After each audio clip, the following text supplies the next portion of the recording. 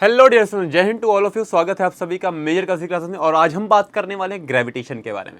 बेटा ग्रेविटेशन तो आप सभी ने सुना होगा, ग्रेविटेशन क्या होता है। तो आइए आज अंतर समझते हैं ग्रेविटी और ग्रेविटेशन का। तो भैया अगर ग्रेविटेशन की हम लोग बात करते हैं तो gravitation is the force of attraction between two objects in the universe. पूरे ब्रह्मांड में किन्हीं भी दो वस्तुओं के बीच में लगने वाला force of attraction is called gravitation.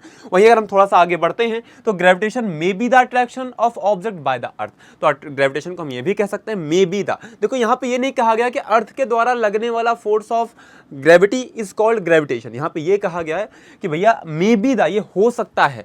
देखो ऐसा नहीं है कि अर्थ और ऑब्जेक्ट में ग्रेविटेशन नहीं लग रहा है। लेकिन आपको बता दें न्यूटन ने ग्रेविटी की खोज की थी, ना कि ग्रेविटेशन। ग्रेविटेशन बहुत पहले से हमारे पास है, आकर्षण बल हमारे पास बहुत पहले से है बेटा।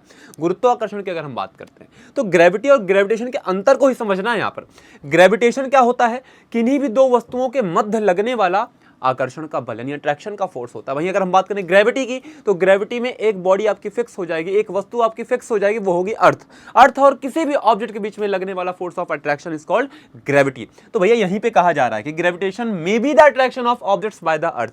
अर्थ के द्वारा किसी भी ऑब्जेक्ट पर लगने वाले फोर्स को हम ग्रेविटेशन कह सकते हैं, मे बी हो सकता है। ठीक है, example, if a body is dropped from a certain height it falls downward due to earth's gravity.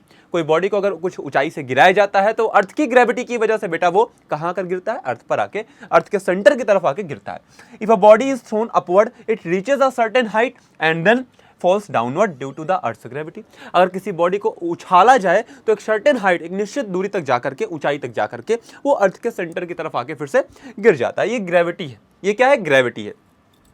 Gravitation में भी the attraction between objects in outer space. तो देखो ग्रेविटी नहीं कह सकते यहाँ पे ग्रेविटी नहीं बोला कि यहाँ क्या बोला गया, ग्रेविटेशन। यहाँ पे ये थोड़े कहा गया है कि ग्रेविटी में भी the attraction between any two object, नहीं ऐसा नहीं कहा गया है।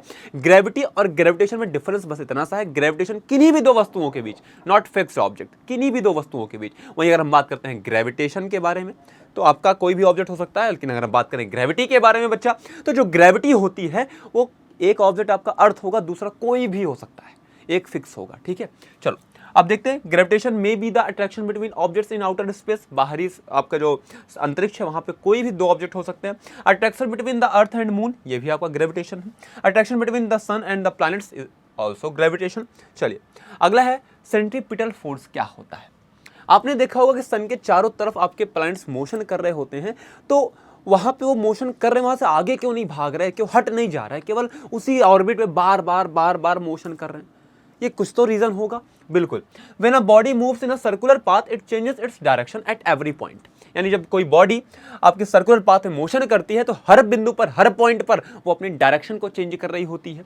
The force which keeps the body in the circular path acts towards the centre of the circle. जो फोर्स उस बॉडी को सर्कुलर पाथ में बनाए रखा है, ठीक है, वो किधर एक्ट कर रहा होता है, सेंटर की तरफ, उस सर्कुलर पाथ के सेंटर की तरफ लग रहा होता है। ठीक है, the force which keeps the body in circular path acts towards the centre of the circle, this force is called centripetal force. कोई बॉडी सर्कुलर मोशन परफॉर्म करती है, किसकी वजह से, सेंट्रीपिटल फोर्स के कारण। अब कहोगे सर डायरेक्शन हर पॉइंट पर चेंज कैसे, क्योंकि आप छोटे हो, आपको पता नहीं होगा। ठीक है, लेकिन आप जान लो कि आप सर्कुलर मोशन करते हो तो किसी भी पॉइंट पर सर्कल के जो टेंजेंट ड्रॉ करते हो बेटा, वो उस पॉइंट पर उस बॉडी के द्वारा किया गया मोशन की डायरेक्शन होती है। ठीक है, अब जैसे मैं एग्जांपल के तौर पे मैं बता दूं कि कोई बॉडी सर्कुलर मोशन कुछ इस प्रकार से कर रही है, तो आप कहोगे सर यहाँ पे कहाँ पे हर पॉइंट में डायरेक्शन चेंज हो रही है। बेटा ध्यान से देखो, इस पॉइंट पे अगर बॉडी है तो यहाँ पे एक टेंजेंट ड्रॉ करो, तो या तो बॉडी इधर मूव कर रही होगी या तो इधर मूव कर रही होगी। अगर इधर मूव करे डायरेक्शन ये लोगे, अगर इधर मूव करे डायरेक्शन आप ये लोगे। तो डायरेक्शन टेंजेंट से ड्रॉ की जाती है। यानी आप सर्कल का टेंजेंट आप ड्रॉ करना सीख लो मैथमेटिक्स में, और फिजिक्स में वही आपकी डायरेक्शन को रिप्रेजेंट कर दिया जाएगा। ठीक है, चलिए आगे बढ़ते हैं। इसको पहले इरेज कर लेते हैं, है ना। चलो ठीक, इतना समझ गए। If there is no centripetal force the body will move in a straight line tangent to the circular path. अगर यहाँ पे कोई सेंट्रीपिटल फोर्स कार्य ना करे तो बॉडी आपकी टेंजेंशियली मूव कर जाएगी स्ट्रेट लाइन में, और यही उस पाथ के टेंजेंट होते हुए निकल जाएगी। समझ गए, आगे चलते हैं।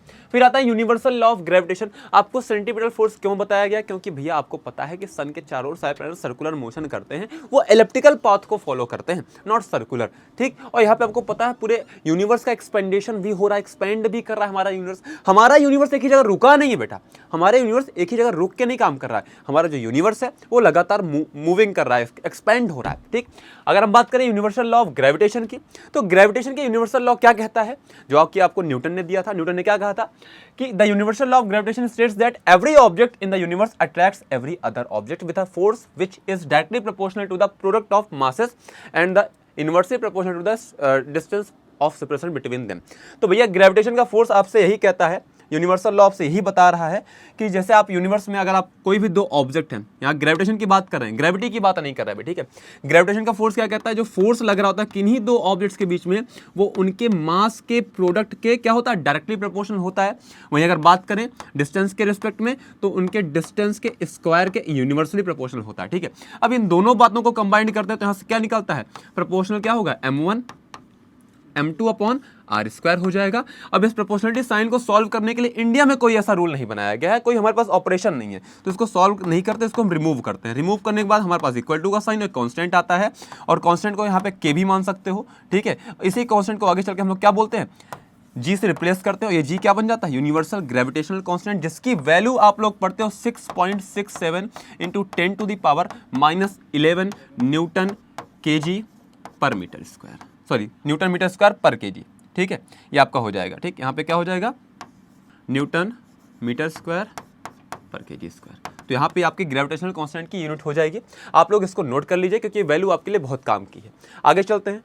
आइए, जो आपका नेक्स्ट टॉपिक है कि अगर हम मान लेते हैं कोई दो बॉडी हमारे पास एफ प्रोपोर्शनल टू, वही बात जो मैंने अभी आपको लिख के बताई, वही सेम बातें यहाँ पे आपको लिखी गई हैं, तो आप ऐसे भी इसको समझ सकते हैं। तो यहाँ पे आप देख लीजिए, सीधा वही आपको कॉन्सेप्ट आएगा। यहाँ पे मैंने मास को m1 m2 मान के किया था, वहाँ पे क्या किया गया था, यही सेम कंडीशन मैंने यहाँ पे लगाई थी आपकी, यहाँ पे डी को मैंने आर मान लिया था।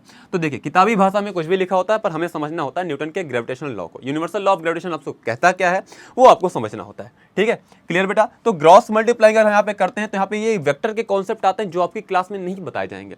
तो 9th-10th की क्लासेस में वेक्टर के कॉन्सेप्ट नहीं ऐड किए जाते हैं क्योंकि आप उतना समझ नहीं पाओगे। पोजीशन वेक्टर क्या होता है, आपके पास जो आता है डिस्प्लेसमेंट वेक्टर क्या होता है, बस आपको डिस्टेंस डिस्प्लेसमेंट तक के ही टॉपिक तक सीमित रखा जाएगा। और ये होती है ग्रेविटेशन की कहानी। और ग्रेविटेशन में अगर बात की जाए कि ग्रेविटी और ग्रेविटेशन के डिफरेंस को आपको समझना चाहिए, क्योंकि ग्रेविटेशन किन्हीं भी दो ऑब्जेक्ट के बीच में लग सकता है, वेयरएज ग्रेविटी क्या होता है, एक अर्थ होगा, एक कोई भी ऑब्जेक्ट हो सकता है यूनिवर्स में। थैंक यू, जय हिंद।